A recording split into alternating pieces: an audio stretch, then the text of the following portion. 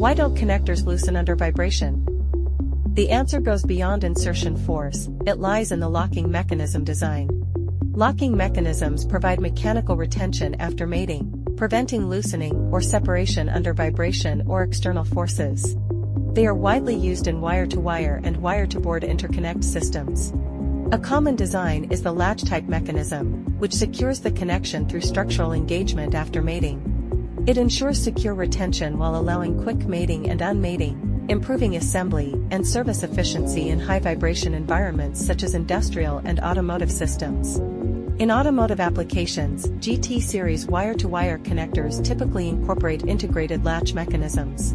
These latches engage with the mating housing, providing stable mechanical retention after mating. This ensures secure connections even under continuous vibration or mechanical shock.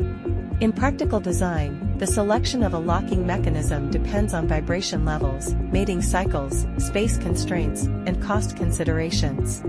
A well-designed locking mechanism enhances connection reliability and supports long-term system stability.